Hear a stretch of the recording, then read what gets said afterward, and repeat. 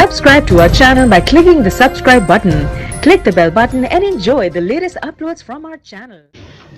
Alhamdulillahi Rabbil Alameen. Wassalatu wassalamu ala Rasulihil Kareem Muhammad ibn Abdullah al-Amin wa ala alihi wa sahbihi ajma'in. Amma ba'd. فإن الله تبارك وتعالى يقول في كتابه المجيد في بداية سورة البقرة: أعوذ بالله من الشيطان الرجيم بسم الله الرحمن الرحيم ألف لام ميم ذلك الكتاب لا ريب فيه هدى للمتقين صدق اللہ العظیم. میرے دینی بھائیوں، نوجوان دوستوں اور ساتھیوں، آج کی یہ جو مجلس رکھی گئی ہے وہ درس قرآن کی مناسبت سے ہے. ہم اور آپ جانتے ہیں کہ قرآن کریم اسلام کی بنیادی کتاب ہے.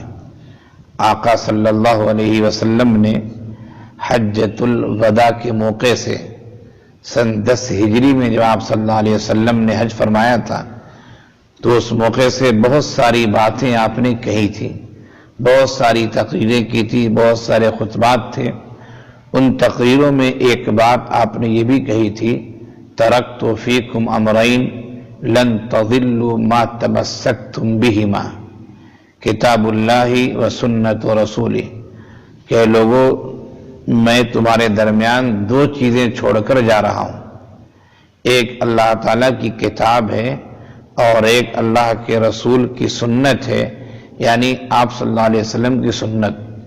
جب تک تم لوگ اسے تھامے رہو گے، عمل کرو گے، تو کبھی گمراہ نہیں ہو سکتے ہو.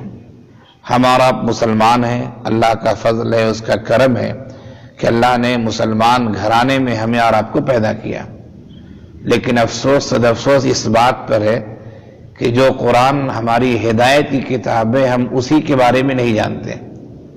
یہاں تک کہ آپ مسلمانوں سے پوچھ لیجئے کہ قرآن کا معنی کیا ہے، مطلب کیا ہے.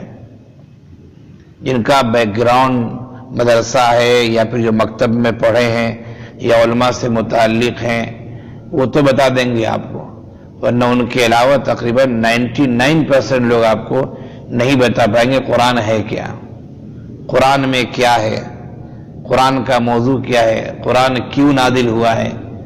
یہ ایسی چیزیں ہیں جو ہم عام مسلمانوں کو معلوم ہی نہیں ہے. حالانکہ قرآن سب کے لیے، صرف مسلمانوں کے نہیں، قرآن سب کے لیے، سارے انسانوں کے لیے. تو آج کی مجلس میں میں نے ارادہ کیا کہ قرآن کا تعارف مختصر طور پر کرایا جائے. قرآن ہے کیا؟ اصل میں یہ ہے کہ اللہ تعالیٰ نے جب یہ دنیا بنائی تو چاند و سورج کو اللہ نے پیدا کیا، زمین پیدا کیا، فرشتوں کو پیدا کیا، اور اسی طرح اللہ تعالیٰ نے جناتوں کو پیدا کیا. اس کے بعد اللہ تعالیٰ نے انسانوں کو بنانا چاہا کہ انسانوں کو بنائے تاکہ انسان میری مرضی کے مطابق کام کرے. میں جو چاہتا ہوں اس زمین میں کیا ہونا چاہیے. تو اللہ تعالیٰ نے انسانوں میں سب سے پہلے حضرت آدم علیہ السلام کو بنایا. زمین کے مختلف حصوں سے مٹی جمع کیا گیا، تھوڑی تھوڑی مٹی لی گئی، اس مٹی کو پانی میں گوندھا گیا، پھر اس مٹی کا ایک پتلا بنایا گیا، اور پھر اللہ تعالیٰ نے اس میں روح پھونکی جو حضرت آدم علیہ السلام کے نام سے جانے جاتے ہیں، ہم اور آپ جانتے ہیں. سب سے پہلے انسان ہیں وہ، اور سب سے پہلے نبی ہیں وہ. حضرت آدم علیہ السلام کو جو اللہ تعالیٰ نے بنانے سے پہلے فرشتوں سے کہا تھا کہ جب آدم تیار ہو جائیں اور جب میں ان میں روح پھونک دوں تو آدم کے سامنے تم لوگ احترام میں ادب میں جھک جانا. حضرت آدم علیہ السلام کی پیدائش ہوئی، جنت میں وہ تھے، ان سے کہا گیا کہ فلاں درخت کے پھل کو نہ کھانا، لیکن شیطان نے بہکایا اور بہکانے کی وجہ سے ان سے چوک ہو گئی، خطا ہو گئی. بھول گئے، وہ جان بوجھ کر غلطی نہیں کی، بھول گئے اور پھل کھا لیا، جس کے نتیجے میں اللہ تعالیٰ نے دنیا میں انہیں بھیجا. اصل میں حضرت آدم علیہ السلام پیدا کیے گئے تھے دنیا ہی کے لیے. وہ آسمان پر رہنے کے لیے پیدا نہیں کیے، دنیا کے لیے پیدا کیے گئے تھے. لیکن دنیا میں بھیجنے سے پہلے ایک کام ان سے ہوا، اور وہ اللہ کی مشیت کے مطابق تھا کہ اللہ نے جس درخت سے منع کیا تھا انہوں نے پھل کھا لیا، اور پھر اس کے بعد ایسا ہوا کہ اللہ تعالیٰ نے کہا کہ دنیا میں جانا ہے، لیکن حضرت آدم علیہ السلام بہت روئے اور رونے کی وجہ سے اللہ تعالیٰ نے ان کے گناہوں کو معاف فرما دیا، ان کی غلطی کو، ان کی خطا کو، ان کی چوک کو، ان کے بھول کو معاف فرما دیا۔ اب فرمایا کہ پھر دنیا میں چلے جاؤ، وہاں بھیجا گیا دنیا میں حضرت آدم علیہ السلام کو، حضرت حوا علیہ السلام کو۔ پھر اس کے بعد انسانوں کا سلسلہ شروع ہوا، انسان پیدا ہونے شروع ہوئے۔ اب انسان جو پیدا ہوا، ہر انسان کو نہیں معلوم کہ اللہ نے ہمیں کیوں پیدا کیا ہے، یا حضرت آدم علیہ السلام کو کیوں پیدا کیا اللہ نے، ہر انسان کو نہیں معلوم۔ قرآن کریم میں کہا گیا انسانوں کے پیدا کرنے کے مقصد کو کہ وَمَا خَلَقْتُ الْجِنَّ وَالْإِنسَ إِلَّا لِيَعْبُدُونَ، کہ میں نے انسانوں کو اور جناتوں کو اپنی عبادت کے لیے پیدا کیا ہے۔ عبادت ہے کیا، لوگ کیسے جانیں گے؟ حضرت آدم علیہ السلام نبی تھے، ان پر وحی کی گئی، ان کو بتایا گیا، لیکن جب ان کا انتقال ہو گیا، وفات ہو گئی اور ہزاروں انسان پیدا ہوتے رہے، سلسلہ چلتا رہا، تو لوگ کیسے جانیں کہ عبادت کیسے کی جائے گی؟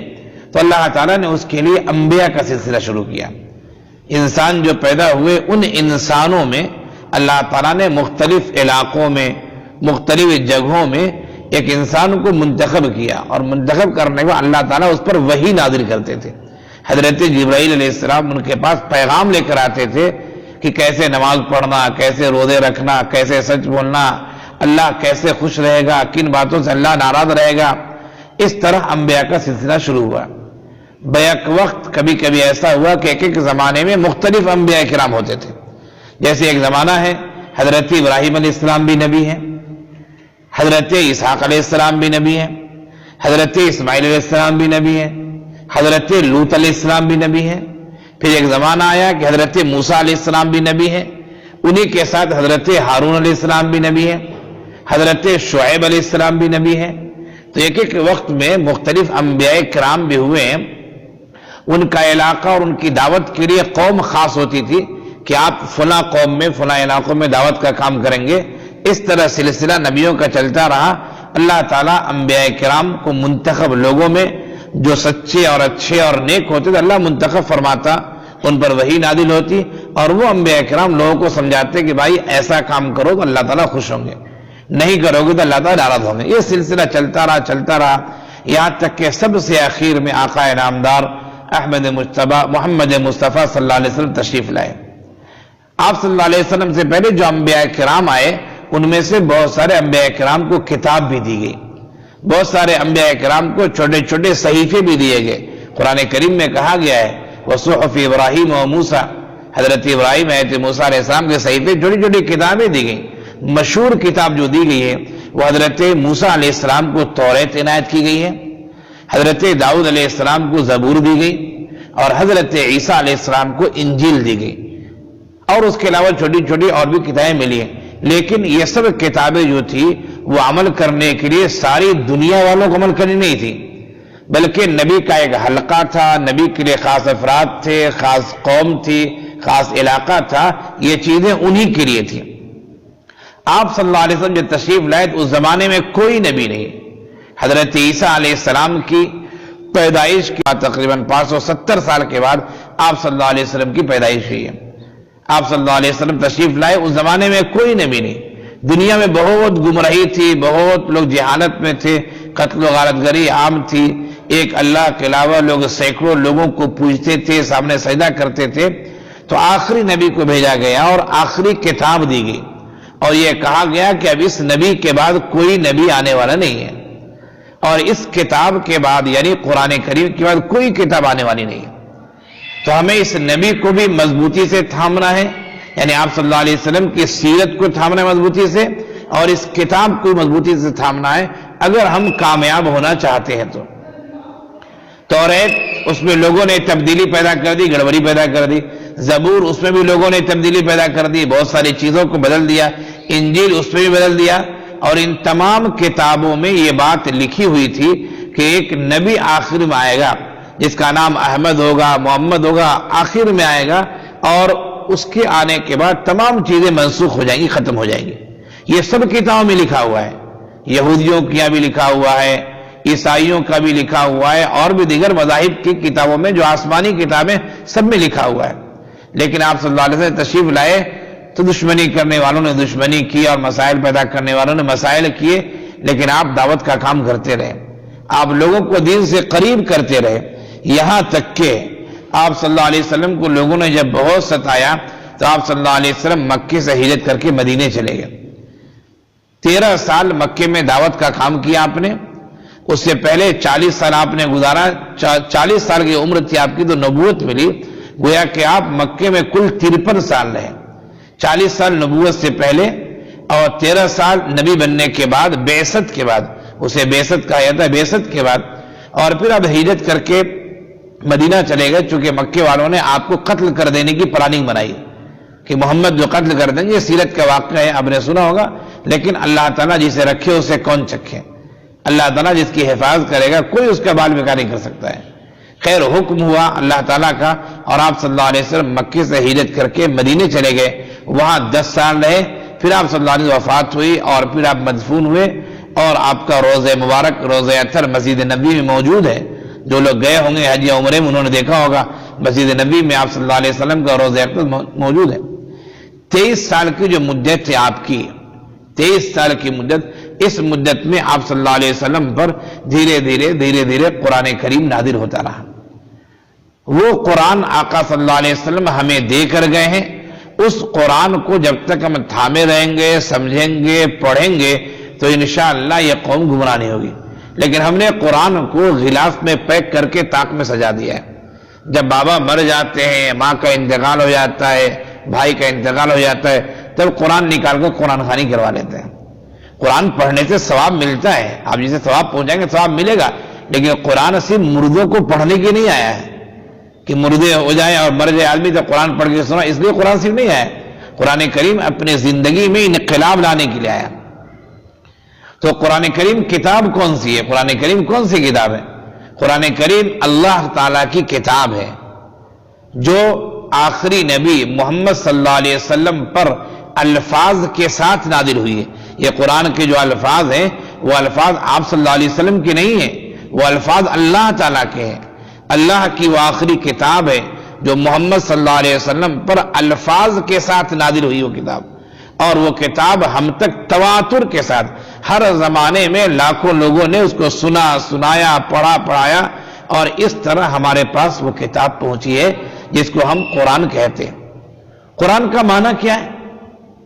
اور قرآن نازل کیوں ہوا؟ قرآن نازل اس وجہ سے ہوا کہ آقا صلی اللہ علیہ وسلم چلے گئے، اب لوگ ہدایت کس چیز سے پائیں گے؟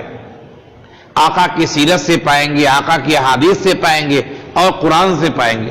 جس طرح آپ دیکھتے ہوں گے کہ جو کمپنی وغیرہ ہوتی ہے، مثال سمجھنے کے لیے صرف دے رہا ہوں، سمجھنے کے لیے کہ کمپنی کی کوئی نئی چیز آتی ہے تو نئی چیز کو سمجھانے والے، ایڈورٹائز کرانے والے بھی ہوتے ہیں، اور اس کے ساتھ بک بھی آتی، گائیڈ بک جسے بولتے ہیں، اس پر تصویریں بنی رہتی ہیں، ایسے کھولیے، ایسے کام کیجیے، گائیڈ بک ہوتی ہے۔ یہ قرآن کریم جو ہے اللہ تعالیٰ کی طرف سے سارے انسانوں کے لیے گائیڈ بک ہے کہ اگر تم سوچتے ہو کہ ہماری آخرت اچھی بنے، ہماری دنیا بھی اچھی رہے، تو قرآن تمہاری زندگی کے لیے گائیڈ بک ہے، اسے تم اختیار کرو گے تم کو رہنمائی ملے گی، دنیا میں بھی انشاءاللہ کامیاب رہو گے، آخرت میں بھی کامیاب رہو گے۔ لیکن ہم اور آپ نام کے مسلمان ہو گئے، دنیا کے ہر کام کے لیے ہمیں آپ کو وقت ملتا ہے، لیکن کسی مدرسے میں جا کے تھوڑا قرآن سمجھ لیں، مسجد میں امام صاحب سے قرآن کے بارے میں معنی مفہوم سمجھ لیں، یا قرآن پڑھنا سیکھ لیں، اس کے لیے ہمارے آپ کا وقت ہی نہیں ملتا ہے۔ یہ تعجب کی بات ہے، حالانکہ یہی چیز آخرت میں کام دینے والی ہے۔ تو قرآن کے معنی کیا ہے؟ قرآن کسے کہتے ہیں؟ دیکھیے قرآن کے اصل معنی جو ہے قرأ یقرؤ کے معنی پڑھنا ہوتا ہے، یہ عربی کا لفظ ہے۔ قرأ یقرؤ کے معنی پڑھنا ہوتا ہے۔ قرآن مصدر ہے، جیسے کھانا، پینا، سونا، جاگنا، یہ سب مصدر بولتے ہیں اس کو، یہ مصدر ہے۔ پھر اس کو آدمی استعمال کرتا ہے پاسٹ میں، پریزنٹ میں، فیوچر میں استعمال کرتا ہے۔ میں گیا تھا، پاسٹ ہو گیا، میں جا رہا ہوں، پریزنٹ ہے، میں جاؤں گا، فیوچر ہو گیا۔ اس طرح جو ہے مصدر کا لفظ ہے وہ مختلف معنوں میں لیا جاتا ہے۔ تو قرآن ہے مصدر، اس کا معنی ہے پڑھنا، اس کو مختلف معنوں میں لے سکتے ہیں، اس میں بھی لے سکتے ہیں وہ کتاب جو سب سے زیادہ پڑھی جائے گی، وہ کتاب جو زیادہ پڑھی جاتی ہے، وہ کتاب جو پڑھی جانے والی ہے۔ مصدر کو مختلف معنی میں لے سکتے ہیں ہم، اور خاص طور سے یہ قرآن جو مصدر ہے، یہ عربی زبان کا لفظ ہے، یہ یہاں پر مفعول کے معنی میں ہے۔ مفعول یعنی مقرون، پڑھی گئی کتاب، پڑھی جانے والی کتاب، یہ قرآن کا معنی۔ کوئی پوچھے آپ سے قرآن کا کیا معنی ہے تو بتائیے اس کو کہ قرآن لفظ مصدر ہے اور اس کا معنی ہے وہ کتاب جو پڑھی جاتی ہے، وہ کتاب جو پڑھی جائے گی ہمیشہ، وہ کتاب جو سب سے زیادہ پڑھی جاتی ہے، یہ ہے معنی۔ لفظ قرآن، لفظ قرآن قرآن کریم میں تقریباً 73 جگہ آیا ہے، ایک دو جگہ نہیں۔ لفظ قرآن خود قرآن کریم میں 73 جگہوں پر آیا ہے۔ کہیں القرآن آیا ہے، کہیں قرآنن آیا ہے، کہیں قرآن نحو آیا ہے، مختلف انداز میں 73 جگہ آیا ہے۔ کیا قرآن کا نام صرف قرآن ہے یا اور بھی کچھ نام ہے؟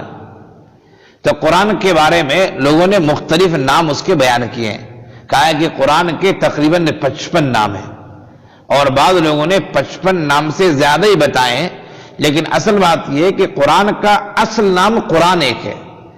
اب اس کی صفت ہے، جیسے قرآن کا کام ہے ہدایت دینا، تو قرآن کریم کو ہدن بھی کہہ سکتے ہیں۔ قرآن کریم روشنی کی چیز ہے، لوگوں کو ہدایت ملتی ہے، قرآن کو نور بھی کہہ سکتے ہیں۔ قرآن کریم کو یہ ہے کہ اللہ تعالیٰ نے یادداشت کے لیے، یاد کرنے کے لیے بنایا ہے، تو قرآن کریم کو ہم ذکر بھی کہتے ہیں۔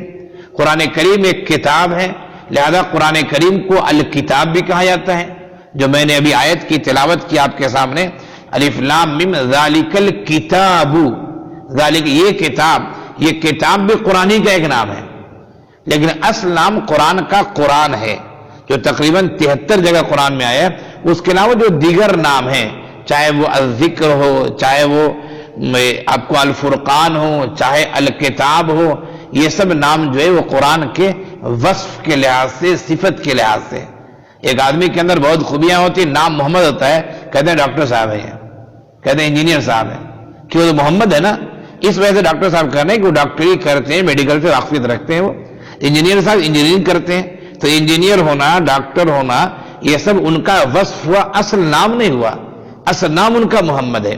اسی طرح اللہ نے جو ہمیں کتاب دی ہے، اس کتاب کا اصل نام تو قرآن ہے، لیکن اس کے اوصاف بہت سارے ہیں، ان اوصاف کو شمار کیا جائے تو 50-55 سے زیادہ نام وہ بن جائیں گے۔ یہ قرآن کریم آیا کیسے ہمارے پاس؟ یہ قرآن کریم اصل میں اللہ تعالیٰ نے حضرت جبرائیل علیہ السلام کو قرآن کے الفاظ بتائے۔ حضرت جبرائیل علیہ السلام اللہ کے رسول صلی اللہ علیہ وسلم کے پاس تشریف لاتے تھے، اور وہ اللہ کے رسول کو یہ آیتی، یہ چیزیں بتاتے تھے۔ اللہ کے رسول صلی اللہ علیہ وسلم انہیں محفوظ کر لیتے، پھر کسی لکھنے والے کو بلاتے تھے، وہ آدمی آتے، اللہ کے رسول صلی اللہ علیہ وسلم پڑھتے اور وہ انہیں لکھ دیتے۔ اور اس زمانے میں چونکہ کاغذ قلم کا وہ سسٹم نہیں تھا جو ہمارے زمانے سسٹم ہے، تو اس زمانے میں قرآن کی بہت ساری آیتیں چمڑے پر لکھی گئی، بہت ساری آیتیں قرآن کے کھجور کے پتے پر لکھے گئے، کھجور کی چھالوں پر لکھا گیا، اس طرح مختلف جگہوں لکھا گیا۔ بعد میں حضرت ابو بکر صدیق رضی اللہ عنہ کے زمانے میں ان سب کو لے کر جمع کیا گیا اور ایک جگہ قرآن کی پوری شکل دے دی گئی۔ پہلے لوگ اپنے ذہن میں یاد کیے ہوئے تھے، اور عرب کا حافظہ بہت مضبوط ہوتا تھا، اور کہیں کہیں لکھتے تھے مختلف چیزوں پہ۔ حضرت ابوبکر صدیق رضی اللہ عنہ کے زمانے میں یہ قرآن جمع ہوا اور ایک نسخہ بنایا گیا۔ پھر حضرت عثمان غنی رضی اللہ عنہ کے زمانے میں، جو آقا صلی اللہ علیہ وسلم کے داماد بھی تھے، حضرت عثمان غنی رضی اللہ عنہ کے زمانے میں پھر ایک نسخے کو بڑھا کر اور بھی اس کے مزید نسخے بنائے گئے اور مختلف علاقوں میں بھیجے گئے۔ اس طرح قرآن چلتا رہا اور ہمارے اور آپ تک پہنچا ہے۔ یہ قرآن ہے۔ قرآن کریم صرف مسلمانوں کے نہیں، یاد رکھیے، یہ لوگوں کو غلط فہمی ہوتی ہے، لوگ کہتے ہیں مسلمانوں کی کتاب ہے، مسلمانوں کی کتاب نہیں، قرآن کریم یہ اللہ کی کتاب ہے اور سارے انسانوں کے نام ہے۔ قیامت تک جو لوگ آئیں گے، آج نہیں، قیامت تک جو لوگ آئیں گے ان تمام لوگوں کے لیے قرآن ہے۔ اسی لیے ہر آدمی کو چاہیے، مسلمان ہو یا مسلمان نہ ہو، وہ قرآن کو پڑھے اور سمجھے اور دیکھے۔ وہ پڑھے گا تو ایمان کی دولت سے سرفراز بھی ہو سکتا ہے، اگر سچی نیت سے پڑھے گا تو۔ اگر تنقیص کی نیت سے پڑھے گا، نقص نکالنے کی نیت سے پڑھے گا، تو قرآن میں کوئی نقص تو نکال نہیں سکتا ہے۔ آدمی ضدی ہوگا، ضد کر سکتا ہے وہ، لیکن قرآن میں کوئی نقص نہیں نکل سکتا ہے۔ قرآن اللہ کا کلام ہے، انسان کا کلام نہیں ہے۔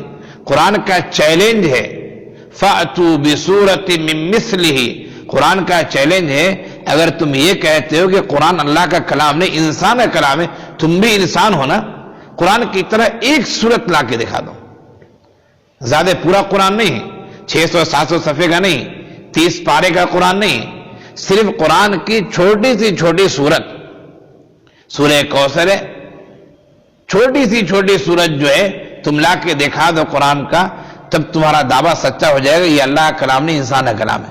یہ قرآن کریم کا چیلنج جب قرآن نازل ہو رہا تھا آقا صلی اللہ علیہ وسلم کے زمانے میں، اس وقت بھی چیلنج تھا اور یہ قیامت تک چیلنج رہے گا۔ اگر کوئی یہ کہتا ہے کہ اللہ کا نہیں انسان کا کلام ہے یہ، تو اس طرح کلام لا کے دکھا دو۔ یہ آج تک کسی بھی زبان والے نے اس چیلنج کو قبول نہیں کیا، کچھ لوگوں نے کوشش کی لیکن وہ ناکام رہے، لوگوں نے مذاق اڑایا ان کا، ایسی بات ہے کہ مذاق اڑایا۔ تو قرآن کے بارے میں یہ بنیادی بات آپ سمجھیے کہ قرآن کا نام کیا ہے، قرآن کے معنی کیا ہے، اور قرآن کیوں نازل ہوا، قرآن کس کی نازل ہوا۔ قرآن کریم ایسی کتاب ہے کہ اللہ تعالیٰ نے فرمایا ھدی للمتقین، جو آدمی تقوی اختیار کرتا ہے نا، جو آدمی پرہیزگاری چاہتا ہے نا، قرآن کریم اس کو ہدایت کے راستے کھولتا ہے۔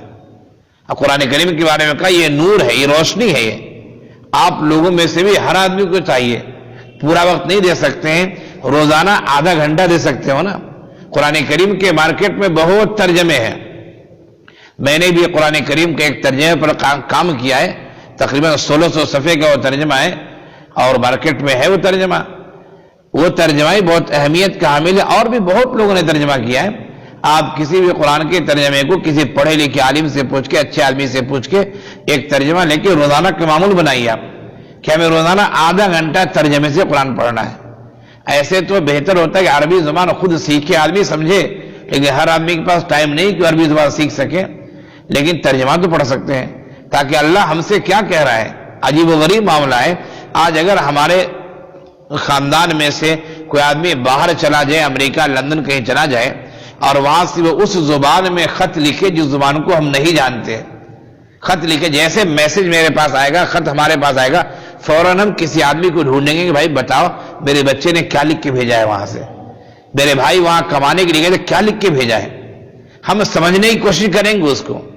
لیکن اللہ تعالیٰ کا کلام میں یہ اللہ کیا ہم سے کہہ رہا ہے ہم سمجھنے کی کوشش ہی نہیں کر رہے ہیں۔